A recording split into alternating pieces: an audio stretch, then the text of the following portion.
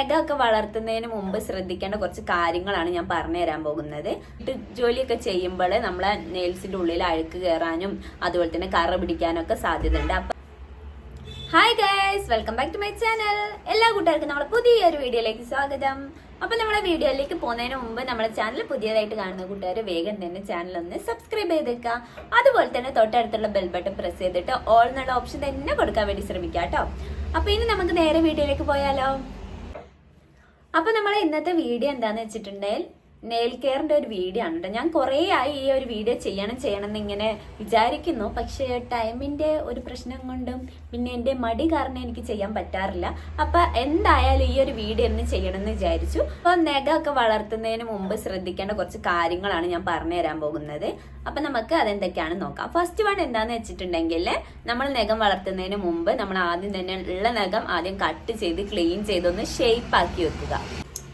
Second one എന്താന്ന് വെച്ചിട്ടുണ്ടെങ്കിൽ നമ്മൾ ഗേൾസ് ആയതുകൊണ്ട് എന്തായാലും കിച്ചണിൽ കയറേണ്ടി വരും. അപ്പൊ ഈ വീട്ടു ജോലിയൊക്കെ ചെയ്യുമ്പോൾ നമ്മളെ നെയിൽസിന്റെ ഉള്ളിൽ അഴുക്ക് കയറാനും അതുപോലെ തന്നെ കറ പിടിക്കാനൊക്കെ സാധ്യതയുണ്ട്. അപ്പൊ നമ്മൾ എന്താക്കുക, വീട്ടിലത്തെ ജോലിയൊക്കെ ചെയ്യുമ്പോൾ നമ്മൾ മാക്സിമം ഒരു എന്താ പറയുക ഒരു ഗ്ലൗസ് യൂസ് ചെയ്യാൻ വേണ്ടിയിട്ട് മാക്സിമം ശ്രമിക്കുക കേട്ടോ.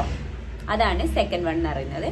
പിന്നെ തേർഡ് വൺ എന്താന്ന് വെച്ചിട്ടുണ്ടെങ്കിൽ നമ്മള് ആഴ്ചയിൽ അല്ലെങ്കിൽ മാസത്തിൽ 2 ആഴ്ച കൂടുമ്പോഴെങ്കിലും ഒന്നിലെ പെഡിക്യൂറും അതുപോലെ തന്നെ മാനിക്യൂറും നിങ്ങൾ ചെയ്യാൻ വേണ്ടി ശ്രമിക്കാം. അതിപ്പോ വലിയ പണിയൊന്നുമില്ല. അതിപ്പോ യൂട്യൂബിൽ തന്നെ സെർച്ച് ചെയ്തിട്ടുണ്ടെങ്കിൽ നമുക്ക് കണ്ടിട്ട് ചെയ്യാൻ പറ്റുന്നതേ ഉള്ളൂ.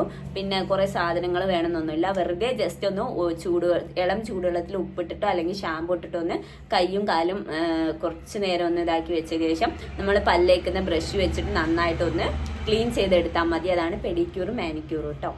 അപ്പൊ അത് ചെയ്യാം.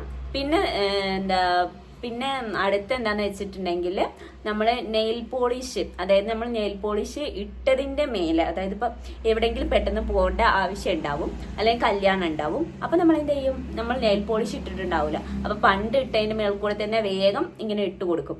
അപ്പൊ അത് നമ്മൾ ഒഴിവാക്കാൻ ശ്രമിക്കാം കേട്ടോ.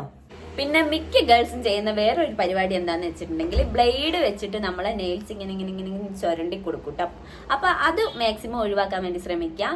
അത് അങ്ങനെ ചെയ്യാതിരിക്കുക. അങ്ങനെ ചെയ്തിട്ടുണ്ടെങ്കിൽ നമ്മളെ നെയിൽസിന്റെ കട്ടി പോകും കേട്ടോ. പിന്നെ അത് വേഗം നമ്മൾ വളരുന്നതനുസരിച്ചിട്ട് അതിന് കട്ടി പോകുമ്പോൾ അതിങ്ങനെ പൊട്ടിപ്പോകാൻ ചാൻസ് ഉണ്ട് കേട്ടോ. അത് നിങ്ങൾ എന്താക്കുക, അത് മാറ്റാം. പിന്നെ കാലില് നമ്മൾ നെയിൽസ് വളർത്തുന്നുണ്ട്, നിങ്ങൾ കാലിൽ ഇപ്പൊ നെയിൽസ് വളർത്തുന്നുണ്ടെങ്കിൽ അധികം ഈ ഓപ്പൺ ആയിട്ടുള്ള ഫുഡ് വെയർസ് യൂസ് ചെയ്യാൻ വേണ്ടി ശ്രമിക്കാം. ഈ ഷൂ പോലത്തെ അതുപോലെ ക്ലോസ് ആയിട്ടുള്ളത് അങ്ങനെയൊക്കെ യൂസ് ചെയ്യുമ്പോൾ നമുക്ക് തന്നെയായിരിക്കും അതിന്റെ ബുദ്ധിമുട്ട്. അപ്പം നഖം വളർത്തുന്നുണ്ടെങ്കിൽ അത് പോയിട്ട് ഫ്രണ്ടിലോട്ട് ആയിട്ട് പൊട്ടിപ്പോവും. അതുപോലെ തന്നെ നമുക്ക് കാല് ഭയങ്കര വേദനയുണ്ടാവും.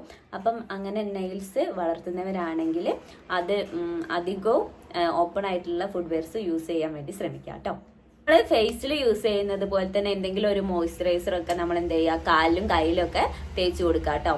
അപ്പൊ അവിടുത്തെ സ്കിന്ന് ഡ്രൈ ആവാതെ ഇരിക്കും കേട്ടോ. അപ്പൊ അതും കൂടി ഒന്ന് ശ്രദ്ധിക്കുക കേട്ടോ.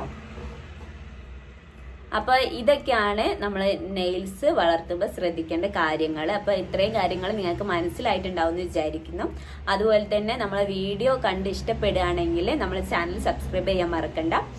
പിന്നെ ബെൽ ബട്ടൺ കൂടി പ്രസ് ചെയ്തിട്ട് ഓൾ എന്നുള്ള ഓപ്ഷൻ തന്നെ കൊടുക്കാൻ വേണ്ടി ശ്രമിക്കാം കേട്ടോ.